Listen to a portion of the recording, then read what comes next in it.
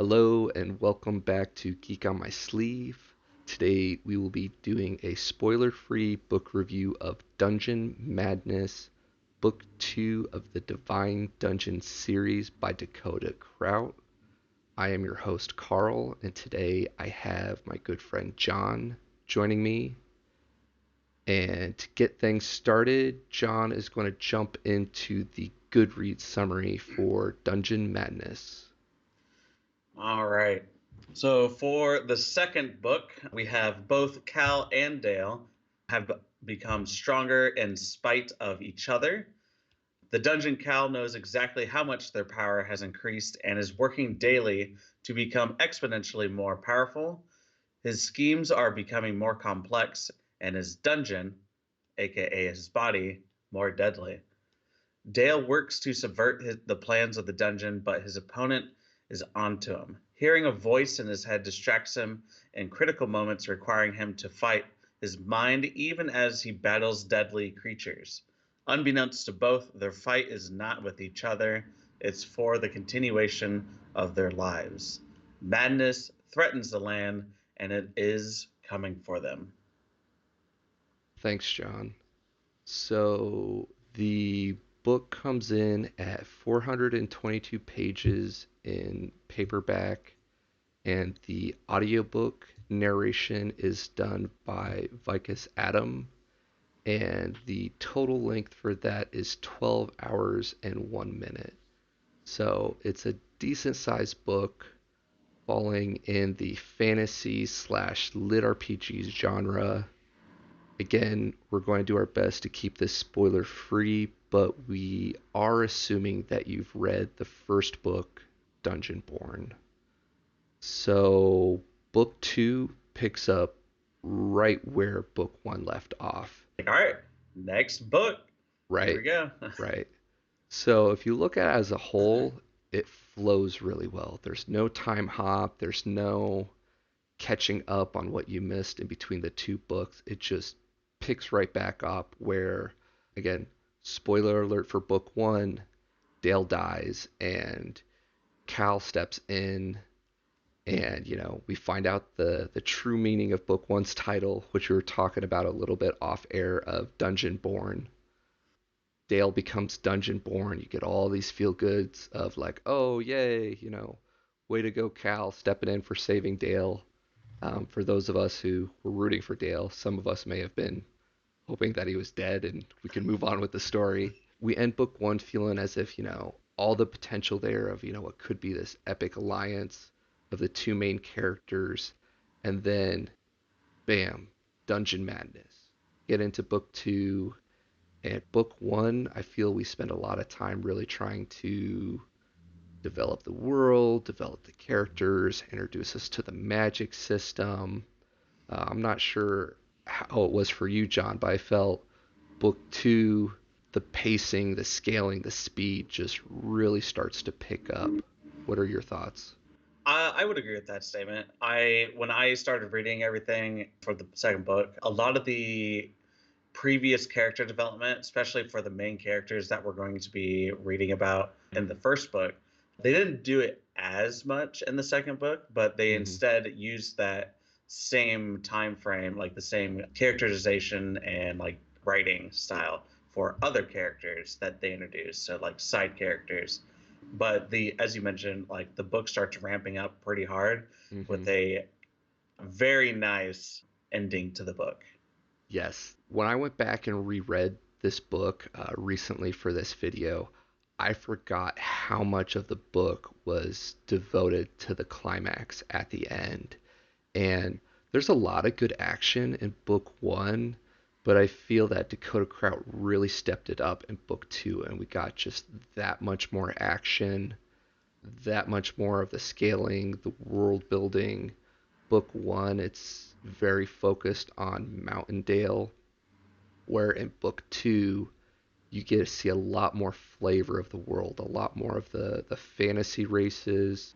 I was going to say, which also brings in their cultures, Mm-hmm. and so you get to mingle and mix for just about like different races, different cultures, and they all come into one in that small town. Yeah, and the vibe you get is that, in a lot of ways, it's a traditional fantasy realm where traditionally everyone stays in their own little corner of the world. There's some interaction, but not a lot. And then you have Mountaindale, where you have all these different races coming together in this rural area for this dungeon, for this silverwood tree, for this opportunity, and also for a bit of an escape as we see everything scale up in the story. You get to see a little bit of that in book one, a little bit of stuff going on in the outer world, like in the intro with the necromancers and so on and so forth. In book two, that develops further. In regards to the character development, some of my favorite characters get a little bit more of the spotlight. We get a lot more of the development with Dale's new party. I just enjoy all those characters in their own right. I'm not sure about you, John. Between Tom, Adam, Rose, Hans, and Dale, that's our party of five, right? Hey, yeah, I was like, good job. Yeah, we got through all that time. His first party, not quite as memorable, right? Yeah. Well, that's because it's like taking a level, I'm just gonna throw out like a level 50 group into a level 10 dungeon. Like, Mm-hmm. obviously they're gonna go through it super quick. Right, right. But this one, everyone's like, I'll just say level 20, going through a Mm-hmm. level 20 dungeon.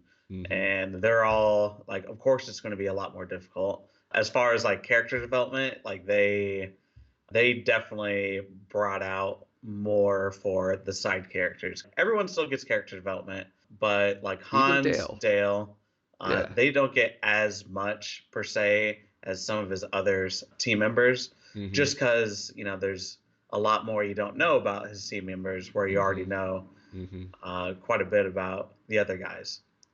I agree with that. We still get character development for the main characters, but I definitely felt in the larger group scenarios, we didn't focus on them as much as we did on book one, right? In the dungeon crawl, we focused a lot more on Dale. Book one, where in book two, we get to see a lot more of the side characters, which is nice, and they play bigger roles. So it's good to get that development and those feels for them, and to see the progression there. This book, we definitely introduce a lot of my favorite side characters. By the expansion of the dungeon, it brings more people into it. It's not just people for cultivation, right? It's also the other resources that the dungeon can offer that it helps Mountaindale develop, right? It goes from this Yeah, rural area that was only good for farming. farming, and not even that, right? It was more for grazing for the sheep herders that Dale used to be. And Dale, in his own right, really starts to develop. And we'll go a little bit deeper into that in the spoiler filled Geek Out session that we have scheduled for this book. Yeah, it really picks up. I enjoy this book a lot. It has its flaws, and I'll be the first to admit I'm a huge Dakota Krout fan, but this was earlier in his writing career.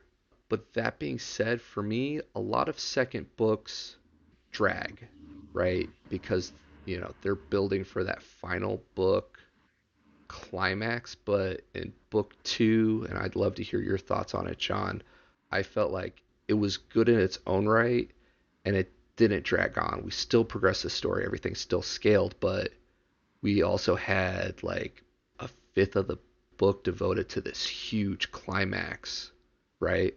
Yeah, yeah. I I when I was reading through it, and by reading I mean listening because Audible. Audible. Uh, It's audiobooks are amazing, man. It's yeah. the only way as an adult I can keep up. Continue. When I was reading this book, I ended up going straight through. I probably spent a good week Mhm. just listening to this, and I finished straight through like one and two. Mhm. I it's just like watching a movie or like a TV series, and you're so hooked on it that Yeah, you absolutely must find out what goes on the next chapter, next book, as soon as you have time for it. And yeah. that's how I felt for this book. It was action packed, right? Like we were still getting the development, the story progression, but it didn't drag. It wasn't. I don't feel it was rushed. It certainly didn't drag, and I'm right there with you. We like to think that we could stop at one chapter or one episode, but I was just ready to binge it and to find out what happened next. It's a good book. Really trying hard not to get into spoilers here. Cal's no longer a baby dungeon anymore. A lot of the first book, was going through and learning about the dungeon and how all the Yeah. magic and everything works. Book two, Cal's charging ahead full steam, right? We get to see him use the different magic types to continue to expand his dungeon, continue to expand his presence. We get to see his curiosity and ingenuity as he goes and crafts these new mobs. And I really enjoy the writing of how we follow his thought process and progression there. And from a gamer's perspective, I've spent literally thousands of hours, and I know you have too, John, in different dungeons and different themes. And for me, it was just so much fun to see it from the dungeon's perspective of, oh, this is why I'm going to do this, or this is why I'm going to do that. Oh, book one, we have our bunnies, right? That we do everything to, and they're more prey animals, right? And we get it here from his point of view, like why we have that banter back and forth with Danny, why he wants to move on from prey animals because he really has to rally them to fight, right? To push them and moves on to more predator type mobs where he can rely on their instincts to hunt their prey. And as he's going and crafting those, we get so much detail about the different mob strengths, their weaknesses, what they look like. So for me, where as I'm reading and I'm crafting this video in my head, you really get to see them. And then as he's going through that, for me, when we get to the combat scenes, that part isn't weighed down by the details, right? Because we got the details. We know what these different mobs look like. We know their different abilities. So by the time the adventurers get into the combat, you already have those in your mind, and you could just see the play by play and watch them duke it out, if you will. Going off what you were talking about, something to listen for and read is pay attention to those names, because those are very important, like the Mm-hmm. names of the mobs for the end. Because he just continues, and like without explaining, what they look like again, like it's Mm-hmm. like, oh yeah, these creatures did this. So you need to, like, when he first introduces everything and comes up with their abilities, like it's just keep those thoughts in your head as you continue reading. That's a very good point. It might even be worth bookmarking because I enjoy the climax at the end so much, but it does get a bit fast paced, right? So if you want that full visual, um, he does a good job going through that when Cal's crafting them, but when it comes to the combat, he spends that time on other elements of it, right? Yeah. Not so much the in-depth description of this mob and that mob. Can't finish this without talking about Danny. I have so much fun with Danny in this book, getting her, getting to see her take more of an active role in the defense of the dungeon, getting to see her progression. Her tone changes a little bit from early on trying to like push Cal as a baby to grow and move to at some points I felt like she was trying to pull him back a little bit, but it's a good give and take healthy balance, right? And you get to kind of work through their thought process of their progression line. I felt with her, like in the first book, like the relationship status between the two of them, it'd be more akin to say that she was like more of a mom figure to Mm-hmm. Cal in the first book. The second book, she really comes off as a we're we're really good friends, Mm-hmm. and they're pretty much equals to the More point where partners in it, yeah, right? yeah, yeah, Yeah. like they're trying to balance each other out as Mm-hmm. they continue moving forward. Mm-hmm. And with her, she actually comes out and finds that she's actually a lot better at being active than she was being passive. Like instructions Mm. to Cal, like how to do this, how to do that. Now she takes a very I'm in your face kind of role. I love Danny so much. She's so much fun. Before we wrap this up, any final thoughts? I know that I certainly felt like it was a great addition to the series, and I'm looking forward to doing the Geek Out this weekend. Trying to keep that same time slot moving forward, Sunday, 8 p.m. Eastern. Hope everyone's able to join us for that. What do you think, John?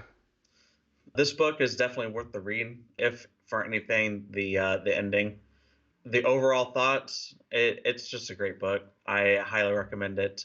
If you've already read the first book, you will definitely read the second book. Yeah, it's definitely worth continuing the series. It pays a good tribute to the Divine Dungeon series. So yeah, thanks everyone for joining us for this spoiler-free book review of Dungeon Madness by Dakota Krout.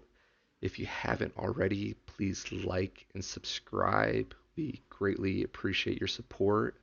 We hope to keep doing this. So keep giving us that great feedback, and we look forward to geeking out with you guys here soon. Thanks. Bye.